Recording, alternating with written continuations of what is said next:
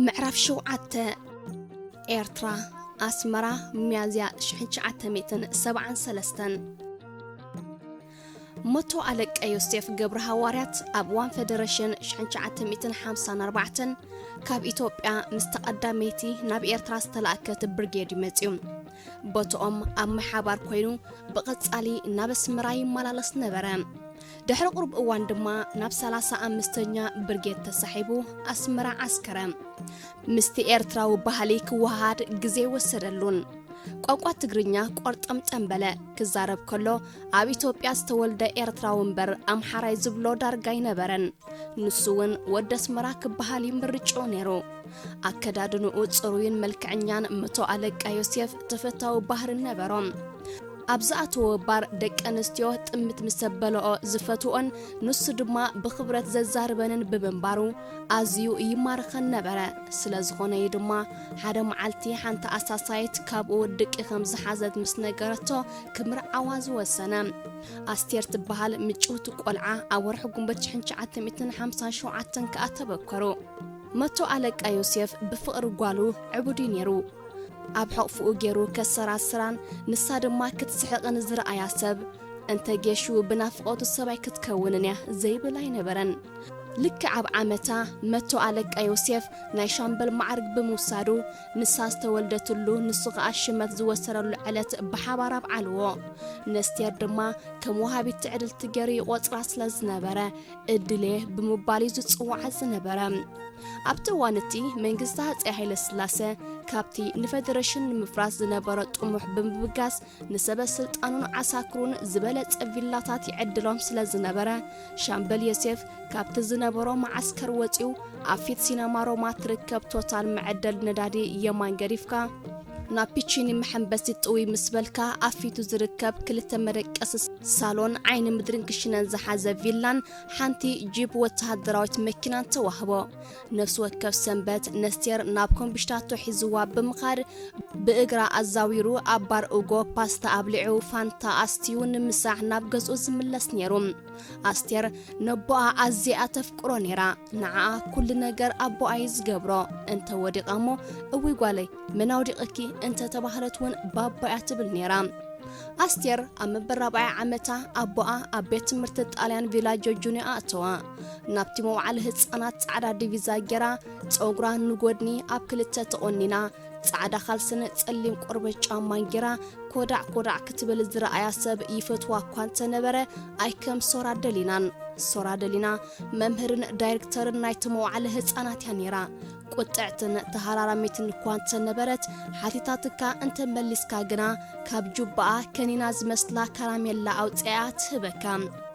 كبابي 45 عمد زعد 100 صورة دلينا صريت قلعو أم حلاون نولدي بغد علي أم حبارن زيت سلك ممريا زنابرت زراس حد صفر إيدن أجرن انتريا نتوم قلعو كبت حزمت ولدي وي أحواتهم كي تقايقوت عرفي دايت فلتنيا باستير جنا كل جزية مستسنفتيا مغنياتو أبو أيو نقو تنسيو تريتات قطعتيرو زخدادنان كل نقرات قراريبو نابتمو عليه هسانات زوستران زنبرم لومي تعمتا انقاقحون تدعوستيدا صباح مارمالاتا بدحري فارماجو وي مورتوريلا اتوسد نيرام أبا بتي أبلع لي أزنبور فقري نعا وليدو زبك عنبر بتحتي أبيال استبهل ورد زلوي مثل النبرها تمرتقت كيرن كتمتسن بعليو زب صحان زملسان أزيا بلحن أمر أزهب كيوز قبلن سلازنبرت ممهرانا أزيم يمزفتو وانيرم سلستيو قانقوطات بمعرة ملغ بمنبرا أين يدي قانقوا مخانو مفلايو أشجار نبرة بفلاي طاليان ناي طاليان ممهرا مايسترا ماريا بقصالي ناب غزا وسيدا مسدقاتو علا سلازنبرت نتو قانقوا أزيا مليخاتو كساب سالساي كفلي أبيت مرت طاليان تماهرا دما أبراب عي نبيت مرتي قدامو هايل سلاسة قداماي درجة تزاورت بتمرتا تجهت بمنبرا أب شوعي كفلي مسبصحت قطر شوعي مشتاو خاشام ناي كفلي أب حدا عمت تماهرا جنرال جرا ناب قدامو هايل سلاسة كال أي درجة سجراون بتمرتا أزياتنا أريد نبرت أبوها ناب إيرترا كابز متصدحر 16 عامتيو هاندبت تقليلكا ناب أديس أبابا تغير كارلخا زبل دبداب زمتهم شامبل يوسف كابس مراك وط فتاوي نبرن بفلاي أستير توليدا زعابيت لعدا بمنبرا لعلي أوغوهايت بفلاي أستير توليدا زعابيت لعدا بمنبرا لعلي أوغوهايت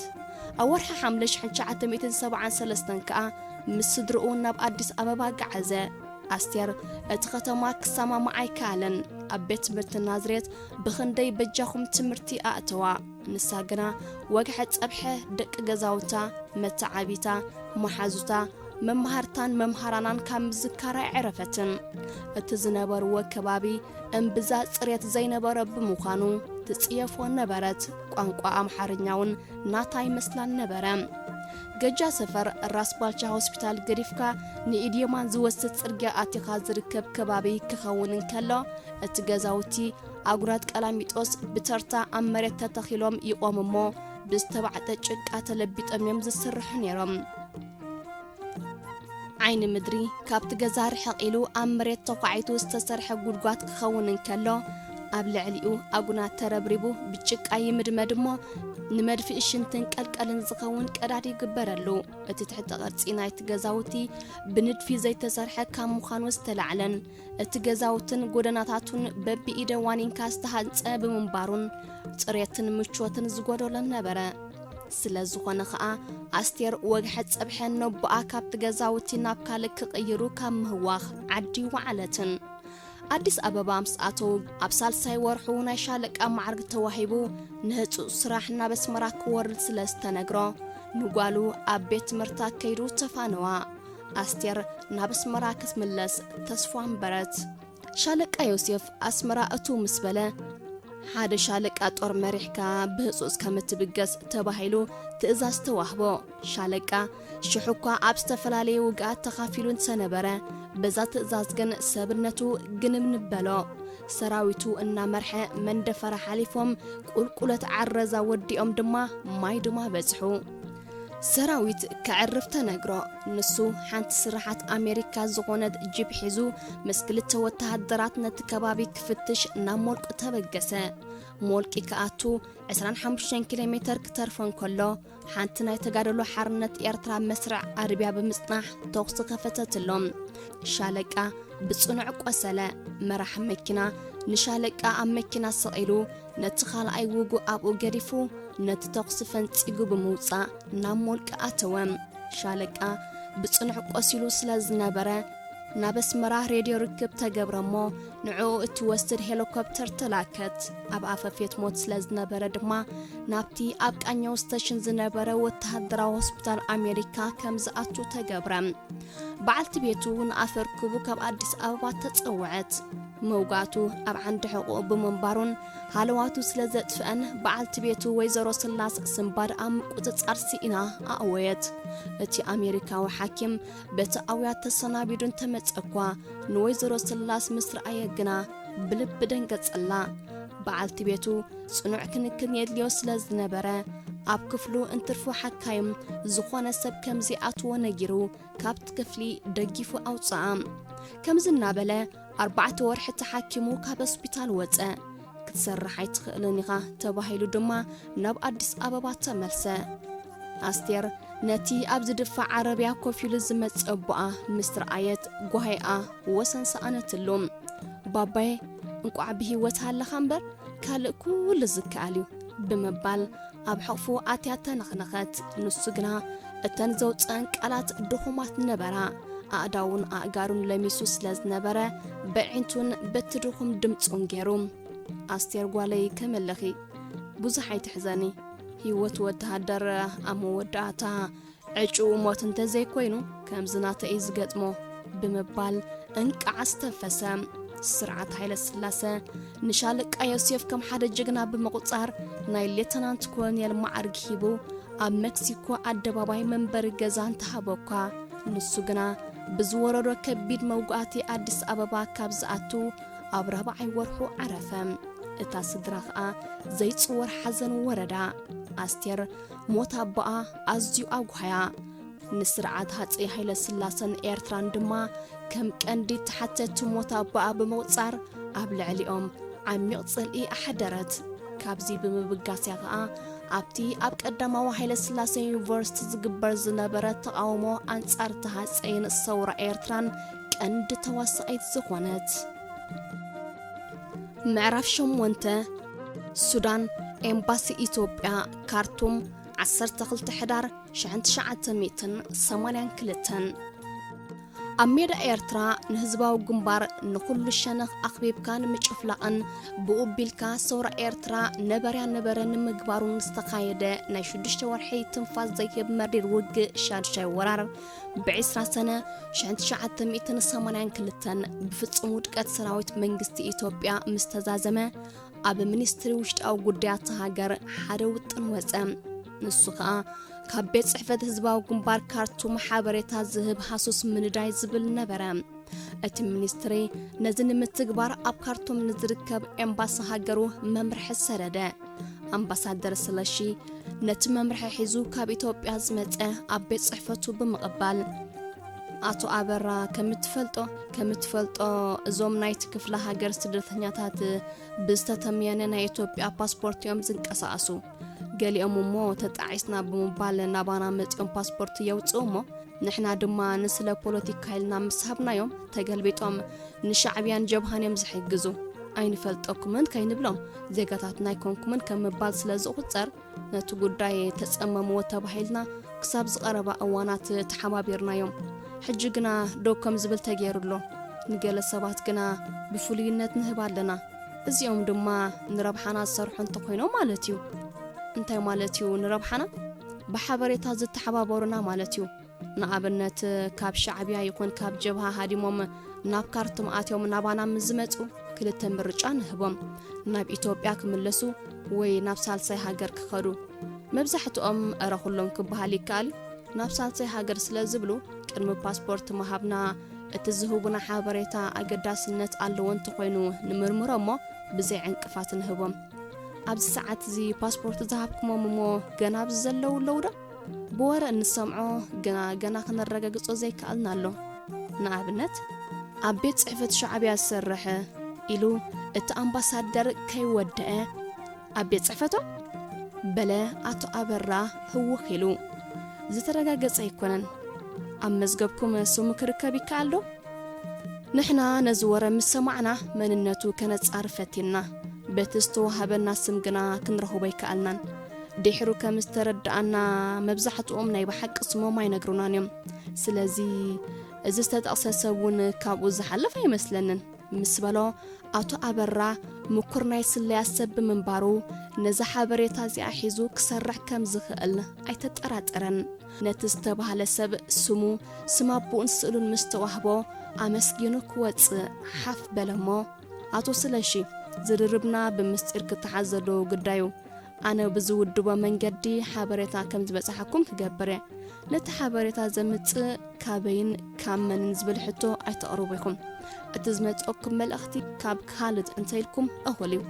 እቲ ተቐበልዎ መልእኽቲ ናብ ብሪጋደር ጀነራል ንጋቱ ኣይናለም ኢልኩም ከይተኸፍተ ናብ ሚኒስትሪ ውሽጣዊ ጉዳያት ኣዲስ ኣበባ ከም እትሰድዎ ግበሩ ኣነ ኣብ ዝጥዕመኒ እዋን ክመፀኩም እየ ብምባል ተፋኒዎም ወፀ ኣበራ ግዛው ምስጢራዊ ሽም ምሕረት ኣብ ሚኒስትሪ ውሽጣዊ ጉዳያት ኢትዮጵያ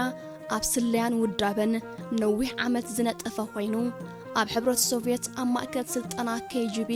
ንልዕሊ 1 ዓመት ብሜላ ውዳበ ዝሰልጠነ ምኩር ሰላይ እዩ ጀነራል ንጋቱ ድሕሪትኒ 17 ነሓስ ኣኼባ ኣበራ ግዛው ቀንዲ ኣቃልብኡ ንጥፈታት ቤት ጽሕፈት ህዝባዊ ግንባር ካርቱም ገይሩ ክጸናጸንን ብዛዕባኡ ሓበሬታ ክእክብን ተልእኾ ሂቡ ናብ ካርቱም ለኣኾም ኣበራ ኣቐዲሙ ናብ ሱዳን ይመላለስ ብምንባሩ ብኤርትራውያን ዝውነና ቤት ብልዒ ራሕማ ተቕባሽ ንግስት ገብረ ኣስካለ ሓዳስ ወዘተ ኣዳቂቑ ዝፈልጠን ነይሩ ኣብ ሽረ ተወሊዱ ዝዓበየን ቋንቋ ትግርኛ ብዘይ ላህጃ ትግራይ ዝዛረብን ብምዃኑ ኣብ ዝኣተወ ቤት ብልዒ ኤርትራዊ እምበር ትግራዋይ ኢሉ ዝጥርጥሮ ሰብ ኣይነበረን ድሕሪ ነዊሕ ምውራድን ምድያብን ቀንዲ ዕላምኡ ቤት ብልዒ ንግስት ገብረ ገበራ بقصالي كملالسن بغوبو حبرتا كእክብን ነተን አቡ ስራሕ ደቅ አንስትዮ በት ማራኽ ትርኢቱ ኩዋዘየንን ምዝኾነ ሰብ በቀሊሉ ተላልዩ ከዕልልን ዝርእሰብ አብስልያው ስራሓት ዝተዋፈረ ይልካ ክጥርጥር ዝቃላይ ነበረን ጽቡቅ ክእለት ናይ መኪና መካኒክነት ስለዝነበሮ ምስ ሓደ ሱዳናዊ ብምሽራኽ ኣብ ከባቢ ደም ይሰርሕ ብምንባሩ ምስ ሱዳናውያን ውን እንተኾነ ዱልዱል ዕርክነት መስሪቱ ነበረ እቲ ኣብ ቤት ጽሕፈት ህዝባዊ ግንባር ኣሎ ዝተባህለን ኣብ ዕላማ ዝኣተወን ሰብ ግና ክርከብ ኣይተኻለን ይኹን እምበር ኣቶ ኣበራ ሓደ መዓልቲ ኣብ ደም ካብ ቤት ብልዒ ንግስቲ ገብረ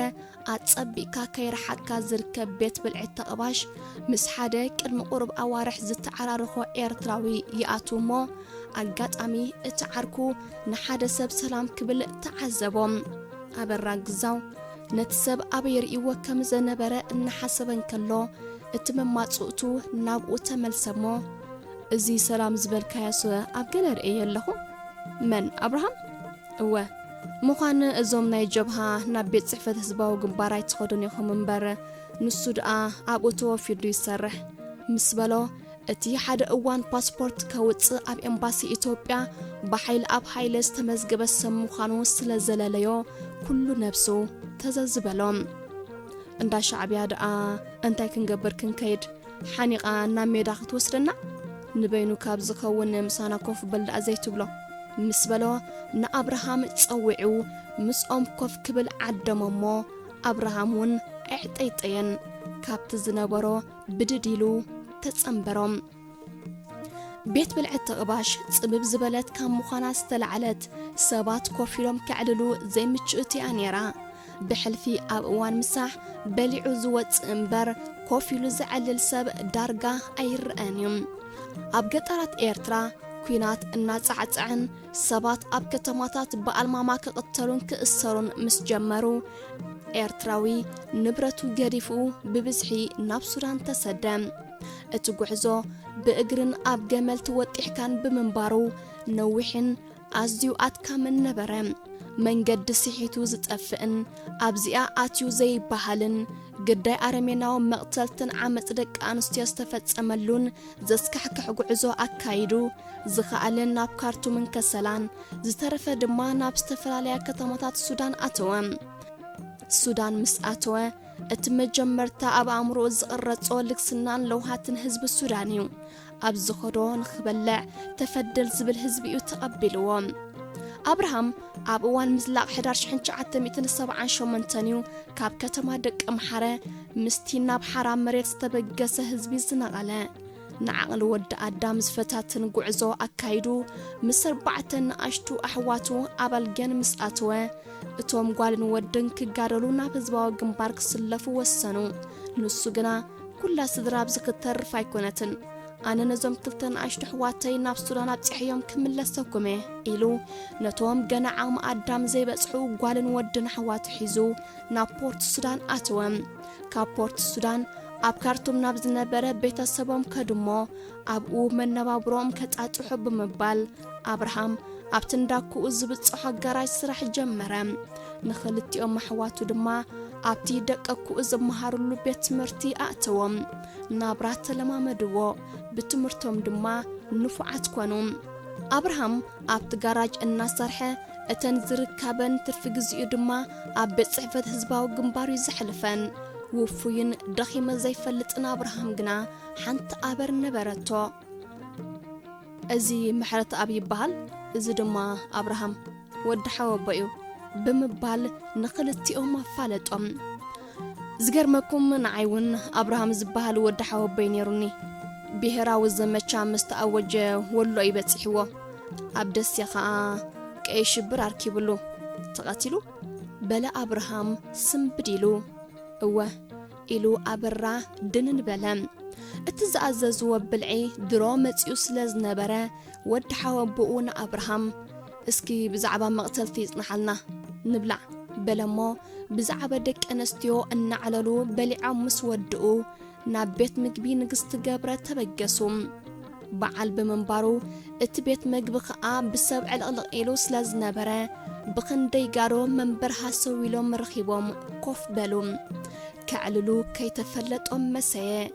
أبرا قزاو نتا أبت أوانتي هببت زنبرت ساتورداي نايت فيفر زر استا ناي جون ترافولتا فيلم كريو نمما تسوتو أبو قريفوو مس أبراهام تبقسوم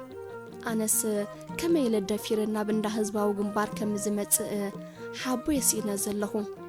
انتاي مسلكا محرت أب ننقرات بدقو هنكاك تريو كلها كبيد زمسلكا نابزباو جنبار تصبقو كاب إرتراخ تهدم دا أيركو بخامبر كابزي أنكي حم كأتو خيام زتسعرو قديتا زبها ليلن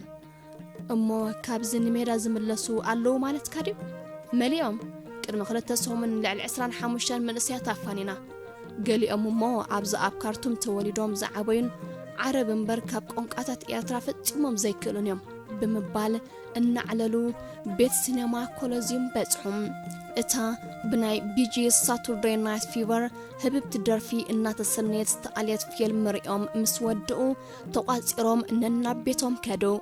أبرا قزاوكا اتي نقبابي 4 ورحي زراليو زنبرا سب بمركابو أب مذكر مصحفو ألت 10 حدار شعنت شعات تميتن السامانيان كالتانيلو صحافة ما رفتا تسمعيو بتيلو دك أسم معرفت الشعاتة تشيكوسلوفاكيا كتما براستيلافيا لكاتيد شعنت شعات تميتن 7 شعاتن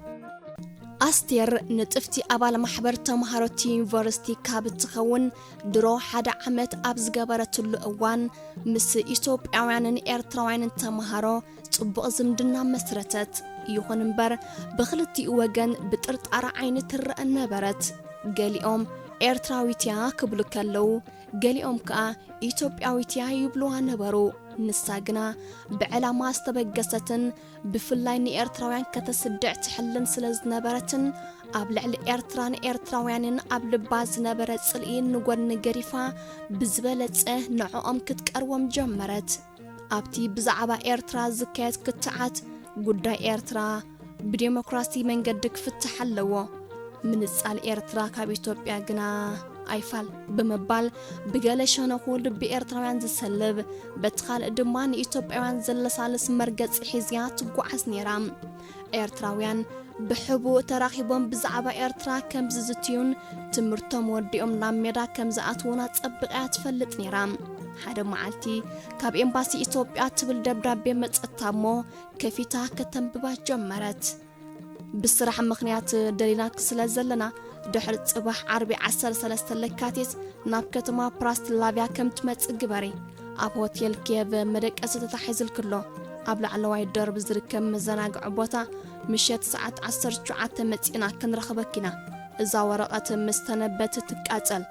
ازمل اختي بسوتر حازيو امباسي إثيوبيا اب تشيكوسلوفاكيا زبل مسنببت نجرو دنصوا قبحبح بلت نمنتاي مخنياتيو امباسينا دليوني بمبال كا كتحسب سلام كيبلت حادرت كم استباحلتو نسالستو بابور تسقيلا ناب كتما براستيلافيا تبقست كتما براستيلافيا وانا كتما نايتا كرميكالا اي كينات علم لولاويت هاجر زنبرت سلوفاكيا كتكون كلا دحرتو كينات جنا مس هاجر تشيك ريبوبليك زحبرت سلوفاكيا مس أوستريا تداوب كوينا قطبا أب كبيد إندستريز تمركز إنيرو أبتا قتما بفلاي تانكتاتن دروعات مكاينن زسرحا إندستري كدوكوانان كلوا مبزعتو فوكس إندستري جنا أب براغي تاني صنيرو بأم مقنيات كيكواناي ترفنيو كتما براستيلافيا بزح شغلات زي الرأي الله كتما زنبرت نبرتا كم نبرت تشيك ريبابليك نام معرباو اتحساسبات الزنبله زي كونس ناب محبرنتا فلسفنا زرهبخ انبرم أستير ساعة حموشتا أبلا أب مدبر بابور براستيلافيا مسوردت حدا ويزري تاستير زبل تابلا زحز سبريا كدتما بفحشو جز السلاميلو نتاشانتا تقبلا هوتيل كيف زكبو كبابي النحبرة نابتا نعات تقبز نبرت لادا سرحات سوفيت مكينة أتوت حيال كرمتي بمنبارون مريت ببرد ناب صعدا شاش تغيرو كساب دانغا خايبت سحسلز نبرن بإجرخا سجوم أبيلكا كتكيد زكالاي نبرن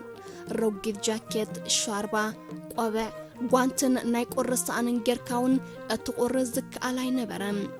እቲ ሆቴል ሓደ ካብቶም ብሉጻት ሆቴላት ኮይኑ ሰበስልጣን ሶቪየት ይኮን እተን ማሕበረነታውያን ሃገራት ዘዘውትርዎ ነይሮም ልዕሊ 5 ደርቢ ክህልወን ከሎ ብጽሬት ዝተታሕዙ ክፍልታትን ማረኽቲ መዘናግዒ ኣዳራሽን ነበሮም ኣብ ታሕቲ ቡን ይኹን ካልእ ትሰትየሉ ባር ኣብ መወዳእታ ደርቢ ከዓ ባርን ኣዳራሽ ለይታዊ ትርኢትን ነበሮም ኣስቴር እምበኣርከት ናብቲ ሆቴል ኣትያ ነታ ኣብቲ ናይ መቐበለ ኣጋይሽ ዝነበረት ኣሳሳይት ከመይ ውዕልኪ ክፍሊ ተታሒዝለይ ኣሎ መን ክብል ስምክን ዮሴፍ ወይዘሪት ዮሴፍ ናብ ክፍልኽን ዝመርሓክን ሰብ ክሳዕ ዝመፀክን ሓንሳብ ዶ ኣብ መዕረፊ ኣጋይሽ ኮፍ ክትብላ የቀኒለይ ብምባል ኣብ ቅድሚያ ኣብ ዝነበሮ ሶፋ ኮፍ በለት ነቲ ሆቴል ብዓይና ኮሊላ ንጽባቂኡ ኣድነቐቶ ድሕር ቁሩብ ካልኢት ከዓ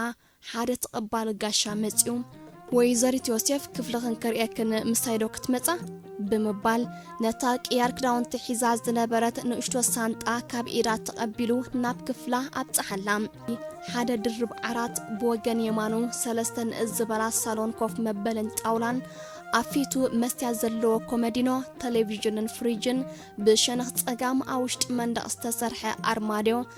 ግፍሕቲ ክፍሊ 18 ትርብዒት ሜትር ኮይኑ ኣብ ባይታ ጽቡቕ ናይ ኢራን ምንጻፍ ተነጺፍዎ ነበረ እቲ ተቐባሊ ጋሻ ነታ ሳንጣ ኣብ መሬት ኣንቢሩ ነተን ዝሃበቶ ቁሩብ ገንዘብ ኣመስጊኑ ተፋኒዋ ወፀ ኣስቴር ነቲ ክፍሊ ብዓይና ኮሊላ በብሓደ ነቲ ቁሕት ተዓዘበቶ ብልባ ከዓ ክንደይ ጽብቕ ደኣሉ በለት ናብቲ ኮፍ መበሊ ሶፋ እናኸረት ነቲ ክፍሊ ደጊማ እናተዓዘበቶ ኸላ ኣብ መንጎ ሓሳብ መጻሞ ገጻ ኣጽውጋ በለቶ ጸኒሓ ግና በቲ ብውሽጣ ዝሓሰበቶ ክርትሚላ ሰሓቐት ዝስተ ነገር እንተረኸበት ብምባል ተንሲኣ ነቲ ፍሪጅ ከፈተቶም ኣብኡ ሰለስተ ቢራን ናይ ዝተፈላለየ ፍረታት ጽማቕን ጸንሓ ከምኡውን ኣብ ልዕሊ እቲ ፍሪጅ ሰለስተ ዝተፈላለየ ነቢት ነበረ ካብቲ ጽማቕ ኣራንሺ ቀዲሓ ከዓ ሰተየት ሰዓት 6:40 ብምንባሩ ክዳውንታ ክትቀያይር ብድዲላ ናብ ምሕጸብ ነብሲ ብምኻድ ነብሳ ተሓጺባ ካብተን ሰለስተ ቅያር ክዳውንቲ መሪጻ ተኸድነት ኣስቴር 1.7 ሜትሮ ቁመት ናብ ከደራይ ዝኸይድ መልክዕ ኣፍሮ ጸጉሪ ርእሲ ሙጡናታ ጥባትን ጽቡቓት ቅርጺ ደናጉኣ ምስ ሕጽር ዝበለ ጎና ቀምሽ ነዊሕ ታኬት ሳእን ወድያ ናብ ቆጸር ኣኸደት እቲ ድብን ዝበለ መብራህቲ ንረኣይኡ ዝማረኽ ደም በጊዕ ዝሕብሩ መናብር ካብ ዕንጨይቲ ኣውሊዕ ዝተሰርሐ ድሙቕ ሓመዳዊ ጠረጴዛ ኣብ ነፍሲ ወከፍ ውስጥ ዝበለ ብርሃን ዝህባን ኣሽቱ ናይ ኮሞ መብራህቲ ተነቢርዎን ኣብ ነፍሲ ወከፍ ተንኮርናዓ ድማ ሓፂር ጸሊም ቀምሽ ወድየን ኣጋይሸን ዝቕበላ ዝነበራ ኣሳሳይትን ነቲ ባር ማራኺ ገይሮንኦ ነበራ ኣስቴር ማዕጾ ተራሒላ እቱ ምስ በለት ሓንቲ ኣሳሳይት ወይዘሪት ተኸተልኒ ኢላ መንበር ስሒባ ናብቲ ንኹሉ ከርኢ ዝኽእል ቦታ ኮፍ ኣበለታ ንሳ ንመጀመርታ እዋን ኣብ ከምዚ ዝበለ ባር ክትኣቱ ቁሩብ እኳ እንተተጋየሸት ብፍጥረታ በዓልቲ ሙሉእ ርእሰ ምትእምማን ስለ ዝነበረት የቐኒለይ ብምባል ቀሚሻ ብሓደ ኢዳ እርንባቢላ ኮፍ በለት ሰዓት 18:58 ተርእስ ስለ ዝነበረት ነቶም ኣብቲ ባር ካብ 2-3 ዘይበዝሑ ሰባት ብዓይና ኮሊላ ተዓዘበቶም ኣብ መንጎ ግና ማዕጾ ክርሖ ኣስተብሂላ ቀዊላ ናብኡ ጠመተት ሓደ ሕጽር ዝበለ ለማሽ ጸጉሪ ርእሲ ናብ ቅሒ ዝኸደ መልክዑ ሰብኣይ ክኣቱ ኣስተብሃለት እሞ ከይተፈለጣ ልባ ናሃራ ወሲኻ ዱግዱግ በለት እቲ ትሪኦ ዝነበረት ሰብኣይ ብቐጥታ ናብኣ ኣምርሐ ወይዘሪት ኣስቴር እንቋ ኣብድሓን መጻኪ ተሰማ በሃል ኢሉ ኣብ ጎድና ኮፍ በለ ንሳ ግና ብዜካ ብርእሳ ጌራ ኢድ ምንሳ ቃላዮም ለቆትን ከመይ ነይሩ መንገድኺ ጽቡቕ ነይሩ ቅድሚ ሕጂ ናብዚ ከተማ መጺእ ክትፈልጥ ዲኺ እወ ንሓፂር እዋን ዳኣ ኮይኑ እምበር ትፈልጥዮ ሰብ ኣለኪ ወይ ኣላትክ ኮይና ደ ኣይኮነን ሓንቲ ኢትዮጵያዊት ተማሃሪት ጸገም ኣጋጢምዋ ክንሕግዛ ኢልና ምስ ካልኣይ መጺና ነርና ኣሰለፈሽ ኣጥናፉ ምስ በላ ብኸመይ ፈሊጥዋ ኢላ ተገሪማ እወ በለቶም ዝገርመኪ ሓደ እዋን ሰባት ብዘይ ሓሰብዎ መንገዲ ከምኡ የጋጥሞም ምናልባት ካብ ጭንቀት ዝተልዓለ ክኸውን ይኽእል እዩ መጀመርታ እኳ ዘየጨና ኣይኮነን ካብ ሳልሳይ ናብ ቀዳማይ ሰሚስተር ተመሊስካ እሞ ከዓ ብዘይትፈልጦ ቋንቋ ክትመሃር ግሪ ዝብለካ ብምባል ፍሽኽ በለት ኣሳሳይት መጽያ ዝስተን ዝብላዕን ኣዚዞም ብዛዕባ ትምህርቲ ናብራን ስድራ ቤትን እናዕለሉ ከምቲ ዝበልኩኺ ኣነ ኣብ ኤምባሲ እሰርሕ ናብ ዝፀውዕና ከዘለና ድማ ምሳኹ ኬና ክንሰርሖ ዝሓሰብናያ ስራሕ ስለ ዘለዩ ድሕሪ ቁርብ ደቃይቕ ሓደ ጋሻ ክመፀና እዩ ንሱ መብርህ ክህበኪዩ በላ ነቲ ዝኮሎ ሰብ ምግቢ እናኮማስዐን እንታይ ዓይነት ስራሕ ኮይኑ ደኣዩ ማዕር ናብ ዝፀውዕኩም ተዘራርቡኒ ኢላ ዘረባኣ ከይወድአት ሓደ ማእከላይ ቁመት ዘለዎ ብማዕዶ ኢትዮጵያዊ ከም ዝኾነ ንምልላዩ ዘየፀግም ሰብ ናብቲ ባር ከኣቱ ረኣየቶሞ ኣቶ ተሰማ ኣዒንታ ተኸቲሉ ናብ ማዕጾ ጠመተ ካብ ዝነበሮ ብድድ ብምባል ድማ ምስቲ ሰብ ናይ ኢድ ሰላምታ ተለዋወጡ ወይዘሪት ኣስቴር እዚኦም ድማ ኣቶ በርሂ ይበሃሉ ብምባል ንኽልቲኦም ንሓድሕዶም ኣፋለጦም ኮፍ በሉ እናበለ እቲ ጋሻ ኣብ መንበሩ ቀዲምዎም ኮፍ በለ ኣቶ ተሰማ ከመይ ኣለኻ ካብ ዘይንረአ ነዊሕ ጌርና ስራሕኩም ኣብ ሓደ ኮፍ ዘብል ኣይኮነን እንታይኩም ትሰትዩ ምስ በለ ኣስቴር እቲ ኣፊታ ኮፍ ኢሉ ዝነበረ ሰብ በዓል ማዕረግ ክኸውን ከም ዝኽእል ካብ ኣዘራርባ ኣቶ ተሰማ ገመተት እቲ ጎርናን ድምፁ ምስቲ ርጉድጉድ ዝበለ ሰብነቱ ኣብ ሙቾት ዝነብር ምዃኑ ኣየጠራጥርን ነበረ ድሕሪ ቁሩብ ደቃይቕ ኣቶ ተሰማ ክሰናበቶም ምዃኑን ክትጋያሽ ከም ዘይብላን ተላቢዋ ኢድ ነሲኡ ከደ ኣስቴር ነገሩ ደንፂዋ ቅባሕባሕ በለት ንኣቶ ተሰማ ብኢዱ ሒዛ በጃኻ ምዝግርምኡ ዘይድፈር ሰብኣይ ንበይነይ ከይትገድፈኒ ክትብሎ ቁሩብ ተሪፍዋ ነበረ ጉዳይ መምፂኣ ከጠራጥራ ጀመረ እቲ ንኽልተ ሰባት ዝረቅስ ገፊ ዓራት ኣብ ዒንታ ቅጅል በላ ፍርሒ ድማ ተሰምዓ ኣቶ በሪሁ ወይዘሪት ኣስቴር ኢሉ ዘረባ እንተ ዘይጅምር ነይሩ ኣጻብዕታ ቆራዕራዕ ከተብለን ተቐሪባ ነይራ ብዝኾነ ከም ሓደ ነገር ዝሰርቐት ስምዲላ ጥመተቶም ናብዚ ክንጽዋዓኪ ዝደለናሉ ምኽንያት ናብዛ ሃገር ካብ ዝሰደድናዮም ተማሃሮ ካብቶም ብሉጻት ሓንቲ ምዃንኪ ጸብጸባት ስለ ዝበጽሓና እዩ ንኢትዮጵያ ብእወታ ከተጸውዕዋ ከለኹም ብጣዕሚና ንኾርዕ ግና ትምህርቲ ንበይኑ ኣኻሊ ይኮነን ሃገራውነት ዘይተሓወሰ እንተኾይኑ ናብ ምዕራብ እዩ ዘጽልፈካ ካብቶም ከምኡ ኣተሓሳስባ ዘለዎም ከይትኾኒ በዓል ሙሉእ ተስፋኤ ብምባል ዓይና ጸመታ ኣቶ በሪሁ እንታይ ትብሉ ከም ዘለኹም ኣይተረዳኣንን ብመጀመርታ ንነፍሰይ ከፋልጠኪ ኮሎኔል ኣለማዮ ስብሃት ይበሃል ኣብ ሚኒስትሪ ውሽጣዊ ጉዳያት ክፍለ ስላያ ዝሰርሕ ምስጢራዊ ስመይ በሪሁ ክኸውን እንከሎ ምሳኺ ኣብ እንዘራረበሉ እዋን በሪሁ ኢልኪ ክትጽውዕንን ብዝኾነ ይኹን ኣጋጣሚ ምስ እንረኸብ ስመይ ንሳ ምዃናን ኣይትዘንግዕኺ ምስ በላ መሊሱ ድንግርግር በላ ሓደ ናይ ስለያ ኣባል ንምንታይ ይረኽባ ከም ዘሎን ኣብ መርበብ ስለያ ኢትዮጵያ ከም ዝሰርሕ ብግልጽ ምንጋሩን ደንፂዋ ኣፋ ከፊታ ትሰምዖ ነበረት ስለዚ ርክብና ተይናትክን እዚ ናይ መጀመርታን ናይ መወዳእታን ኣይክኸውንን እዩ ንግዚኡ ብዛዕባ እቲ ሚኒስትሪ እንታይ ከም ዝሰርሕ ክገልጸልኪ ብምባል ዘረብኡ ዝጀመረ ኮሎኔል ኣለማዮ ኣመንግዋ ኣቢሉ ሓንቲ ጥርሙዝ ነቢት ክእዝዝ ዝኽእል እንትኾነ ሓተታ ደስ እኳ እንተበላ ካብ ሕፍረት ዝተለዓለ ግና ድሓን ይቕኒለይ በለቶም ኮሎኔል ግና ሓንቲ ጥርሙዝ ነቢት ኣዚዙ ንዕኡ ድማ ኦብሶሎት ቮድካ ምስ ኣራንሽን በረድን ክመጸሉ ነቲ ኣሳሳይት ነገራ ከምቲ ዝበልኩኺ እዚ ሚኒስትሪ እዚ ቀንዲ ስርሑ ናይ ሃገር ድሕነት ምርግጋጽ እዩ ሃገር ግና ጸጥታ ኣብ ውሽጢ ጥራይ ኣይኮነን ክህወኽ ዝኽእል ካብ ደገ እውን ስግኣት ክመጻእ ይኽእል እዩ ንኣብነት ቱሪስት ኢሎም ብስራሓ ምኽንዮም ኣብ ዝተፈላለየ ኤምባሲታት ዝሰርሑ ደቂ ወጻኢ ይኹኑ ደቂ ሃገር ብፍላይ ኣብ ዘይመንግስታውያን ማሕበራት ከም USAIDን ካልኦትን ንሓደ ሃገር ስግኣት ከይኮኑ ክትቆጻጽሮም ኣለካ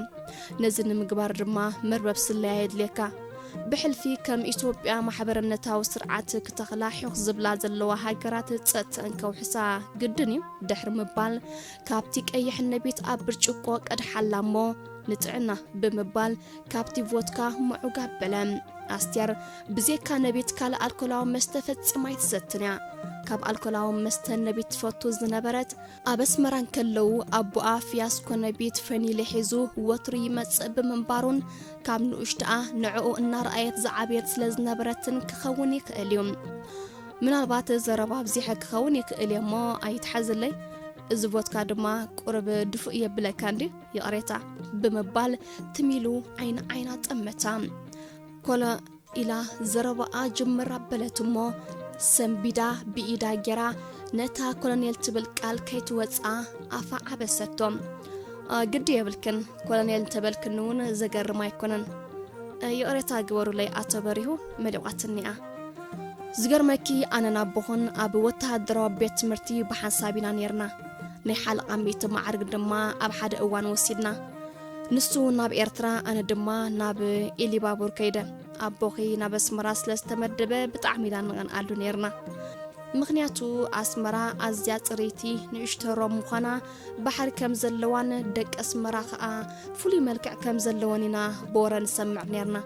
እቲ ንሕና ዝነበርናዮ ቦታ ግና ገጠርን ስልጣነ ዘይረኣዮን ነይሩ ስለዚ ሓቅና ኢና ክንቀንኣሉ ኢሉ ድን ንበለም ኣስቴር እውን ንብዓት ቆፀረት ነዚ ዝተባሃለ ኮሎኔል ኣቦኺ በዓል ዕላማ ንፈታዊ ሃገሩን እዩ ነይሩ ንሃገሩ ድማ ተበጅዩ ንሓደ ወተሃደር ካብ ዝዓቢ ክብረት የለን ጓሉ ድማ ኣሰሩ ከም እትኽተሊ ርግፀኛታት ኢና እቶም ንዕኡ ዝቐተሉ ከዓ እንሆሎሚ ንህዝቢ ኢትዮጵያ ኣደዳሞት ድሕረት ስእነትን ዘኽትሙናን ገይሮም ኣለዉ ብምባል መሊሱ ትሚሉ ዓይና ጠመታ ንሳ ግና ስንክልናን ስቃይን ናይ ኣቦኣ ተራእይዋ ደኒና ነብዐት ኣብ መትከል ናይ ኣቦኺ ክትፀንዕን ሰንደቅ ዕላምኡ ከተልዕልን ኢለ እምበር ክትነብዒ ኮንኩን ዝተረስዐ ነገር ዘዘኻክረክ ዘለኹ ኣቶ በሪሁ ካባይ እንታይ ኢኹም ትረሊ ዘለኹም ብምባል ኣፍንጫን ንብዓታን እናሓበሰት ሓተተቶም እዚ ዝብለክ ዘለኹ ኣነ እሞ ኢትዮጵያውነተይ ዝረሳዕኩ ሰብ እኮ ኣይኮንኩን ተማሂረ ከዓ ናብ ዓደይ ክምለስ ምናልባት ንሱ ዘተሓሳስበኩም እንተደኣ ኮይኑ ኣብዚ ሰዓት እዚ ብገንዘብ ናይ ህዝቢ ክመሃሩ ኢልና ብዙሓት ናብዘን ሶሻሊስት ሃገራት ቅድሚኡ ናብ ኣሜሪካን ኤውሮጳን ሰደድናያን ተምሃሮ ብኡቢሎም ከብሊሎም ኣለዉ ብፍላይ ኤርትራውያን ናብ ወንበዴታት ተጸንቢሮም ንኢትዮጵያ የድሚው ኣለዉ ነዚ ክንቆጻጸሮ ይከኣልናና ኣለና ኢሉ ሰዓቱ ረኣየሞ ሰዓት 11:25 ስለ ዝኾነ ወይዘሪት ኣስቴር ሰዓት ከይድሞ ንስኸውን ከተዕርፊ ኢሉ ከይወደአ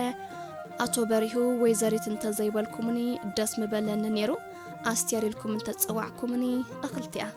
ብምባል ፍሽኽ በለቶም ንስኺ ድማ ጋሻ ኣለማዮ ብምባል ንሱ እውን ፍሽኽ እናበለ ካብዚ ሆቴል ኣይትውፅኢ ማለት ክትወፅኢ ኣይፍቀደልክን እዩ ጽባሕ ሰዓት 10 ኣብ ቁርስ ንራኸብ ኢሉ ክሳብ ክፍላ ኣብፅሑ ተፋኒዋ ኸደ ንጽባሒቱ ሰዓት 10 ኣስቴር ሙሉእ ለይቲ ክትገላበጥን ጸጸኒሓ ኣቦኣ ኣብ ቅድሚያ እናመፀ ክረኣያን ዳርጋ ሰላም ከየበለታው ግሓታ ንግሆ ተሲኣ ነፍሳ ተሓጻጺባን ኣብ ክፍላ ጽሞ ኣራንሺ ኣዚዛን ብዛዕባ ኮሎኔል ኣለማዮ ክትሓስብ ሰዓት ቆፀረኣ ኣኸለም ክዳን ለይታ ኣወጻጺኣ ስረ ጅንስ ሓፂር ኢዱ ቀጠልያ ማልያን ቀጠልያ ስኒከር ሰኣኒ ወድያን ናብ ቆፀረኣ ተበገሰት ንሳ ኣብቲ እዋንቲ ናብ 22 ዓመት ገጻ ርጊጻ ነበረት ኣተሓሳስብ ኣንድሌታን ግና ምስ ዕድሚኣ ዝዳረጋ ይነበረን በላሕ መስተውዓሊትን ክገብሮ ኢላ ዝሓሰበቶ ከይገበረት ርግኣት ዘይትረክብ ንቕሕቲ መንእስያ ነይራ ኣብ ልዕሊ ኤርትራውያን ዝነበራ ኣረኣእያ ብፍላይ ናብ ቸኮስሎቫኪያ ምስ መፀት እወታዊ እናኾነ እንተመፀኳ ኤርትራ ካብ ኢትዮጵያ ክትፍለ ግና ብዝኾነ ተኣምር ክኸውን የብሉን ዝብል ኣረኣእያ ፈጺማ ይቀየረትን ወዮድኣ ኣዲኣ ኣብያታ እምበር ሕክምና ተማሂራ ኣብ ወተሃደራዊ ሆስፒታል ክትሰርሕ ነይሩ ድሌታ ኣስቴር ድሓን ሓዲርኪ ብምባል ክጽበያ ዝጸንሐ ኮሎኔል ካብ መንበሩ ብድዲሉ ኣብ ምዕጉርታ ሲዕሙ ኮፍ ክትብል መንበር ሰሓበላ ጽቡቕ ንስኻ ድሓን ሓዲርካ እግዚአብሔር ይመስገን ኢሉ ነታ ኣሰሳይ ጸዊዑ ንኽልቲኦም ቁርሲ ኣዘዘ ንምንታይ ህዝባዊ ርክባት መሪጽኪ እቲ ታሪኽ ነዊሕ እዩ ግና ኣሕጽራ ቢለ ኸገልጸልካ ፖለቲካ ኣመና እዩ ዘገድሰኒ ካብ ፖለቲካ ዝረስሕ ነገር ደኣ ኣሎ ድዩ ሓደ ሰብ ኣብ ፖለቲካ እንተኣትዩ ብናተ ያራእያ ንነፍሱ ጥራይ ዝነበር እዚ ክብል ከለኹ ግና ንሃገር ተወፍዮም ዝሰርሑ የለውን ማለት ኣይኮነን ግና ስልጣን ግና እዩ ከም ዝመስለኒ ኣብ ህይወት ናይ ሓንቲ ሃገር ነፍሲ ወከፍ ዜጋ ነናቱ ዘይናዕ እጃም ዘለዎ ምሁር ነጋዳይ ሓረስታይ ፖለቲከኛ ደራሳይ ስነጥበበኛ ወዘተ ድምር ስራሖም እዮም ንሓንቲ ሃገር ዘብላ እቲ ፖለቲከኛ ውን ብናተ ያራእያ ንስለ ሃገር ኢሉ ይሰርሕ ግና ከምዚ ዝበልካዮ ብዙሓት ናይ ውልቃዊ ረብሖም ዝሰርሑ ኣለዉ መንግስቲ መስርሕ መቆጻጸሪኡ ልሕልሑን ንሱ ንባዕሉ ኣብ ብልሽውና ዝተቆማጥዐን እንተኮይኑ እዞም ዝበልካዮም ፖለቲከኛታት ነታ ሃገር ናብ ገሃነብ ክቕይርዋ ድሕራ ይብልንዮም መራሕቲ ኩለን ሃገራት ኣፍሪቃ እንደረኣዮም ንህዝቦም እንታይ ይገብሩ ከም ዘለዉ ሓቂ ክትኮነ ትኽእል ኢኺ ብዝኾነ ኣነ ብዛዕባ ኢሉ ጅምር ከብልን ዝኣዘዝዎ ቁርሲ ክመጾምን ሓደ ኾነ እሞ ናብኡ ድሃቡ ምሳኹም ዘለዉ ኤርትራውያን ከመይ ትግምግም እዮም ኤርትራውያን ንሓድሕዶም ኣዝዮም እዮም ዝተሓቋቆፉ ንሕና ግና ብዙሕ ፀገም ኣለና ኢትዮጵያውያን ንሓድሕድና ኣይንሳነን ኢና ማለት ክዲኸ ኣይኮነን ካብ ምንታይ ከም ዝብገስ ኣይፈልጥን ምናልባት ግና ኩነታት ሃገር ዝፈጠረ ኸይከውን እንታይ ማለት እዩ ኣብ መንጎና ምትእምማን የለን በለቶ ብድፉኑ ኮሎኔል ነታ ኣብ ኣፉ ኮሊስዋ ዝነበረ ምሕያኽ ገዲፉ ዓይና ጠመታሞ ርእሱ እናነቕነቐ እቲ ዝዓበየ ፀገምና ብልክዕ ገሊጽክዮ ኣለኺ ብምባል ሓንቲ ወረቐት ተቐበላ እታ ዝሃባ ወረቐት ኣብ 3 ገጽ ተጻሕፈት ንታሪኽ ህይወታ ትገልጽ ብምንባራ ገሪምዋ ሓንሳብ ናብቲ ወረቐት ሓንሳብ ናብኡ እናጠመተት ኣንቢባ ወድኣታ ጋሻ ኣለማዮ እዚ ኩሉ ሓበሬታ ካበይ ረኺብክሞ ብምባል ተገሪማ ዓይኑ እናጠመተት ሓተተቶ ስለ ዘድለኽና እንዳ ሰይጣን ኣቲና ረኺብናዮ ጥራይሉ ብፍሽኽታ ንኻሊእታት ትምድሕር ምባል ኣስቴር ኢትዮጵያ ኣብ ከቢድ ሓደጋ እያ ዘላ እዚ ኣብ ኤርትራ ዝካየድ ዘሎ ውግእ ከይባታትነና ንፈርሕ ኣለና ምናልባት ገለ ሰባት ብትዕቢት ተነፊሖም ነዞም ወንበዴ ከነጥፍኦም ኢና ኢሎም እንተፈከሩ 18 ዓመት ዝገበረ ሽግር ብሓደ ለይቲ ክፍታሕ ዝከኣል ኣይኮነን ከምቲ ዝበልክዮ ኤርትራውያን ጥምረት ጥራይ ዘይኮነ ሓያል ውዳበ እውን ኣለዎም ሓቂው ንሶም ኣብ ውሽጥን ኣለዉ ንሕና ግና ኣብ ውሽጦም ክንኣቱ ይከኣልናን ምስ በላ ኣስቴር ኮሎኔል ናበይ ገጹ ክኸይድ ከም ዝደለየ ክትስሕቶ ይከኣለትን ድሕሪ ነዊሕ መግለጺ ስለዚ ንሕና ኩሉ ውሕስነት ከም እንህበኪ ተኣማመኒ በላ ክምስና በለም እቲ ዝብላ ዝነበረ ካብቲ ንሳ ድሮ ጀሚራቶ ዝነበረት ንጥፈት ዘይፍለ ምንባሩ ትፈልጥ እኳ እንተነበረት ጋሻ ኣለማዮ ከቢድ ስራሕ ክሰርሕ ኢኻ ትሓተኒ ዘለኻ ክሓስበሉ ግዜ ከድልየኒ ግዜ የለን ኣብዚ ሰዓት እዚ ንጀብሃ ይኹን ንሻዕብያ ደፊእና ናብ ባርካን ሳሕልና ኣቲና እዮም ኣለና ስለዚ ኣብ ወፃኢ ሃገር ዘሎ መሳርዖም ድማ ክንብትኖ ኣለና ብምባል ካልአይቲ ወረቐት ተቐበላ ኣንቢባ ምስ ወደአት እንታዋይ ዝሰብዚ ከምዚ ትርእዮ ዘለኺ ዘይከውን ነገር የለን እዚ ሰብ ከማኺ ኣቦን ሓውን ዝተቐትልዎ ከም ምዃኑ መጠን ቁርብ ድፍእ እንተቢልናዮ ምሳና ዘይተሓባበረሉ ምኽንያት ኣይክህልን እዩ እዚ ግና ኣባኺ እዩ ዝምርኮስ እዚ ውጥን እዚ ብኽኢላታት ተጸኒዑ ክትግበር ኣብ ኣፈናዊ መስርሒ ዘሎ ስለዚ ፈታዊት ሃገር ክንተኾንክን ኣቦኺ ንምንታይ ዕላማ ከም ዝሞተ ተገናዝብ እንተኾንክን ምሳና ክትተሓባበር ምዃንኪ ኣይጠራጠርን በላ ከም ቅድሙ ክምስና በለም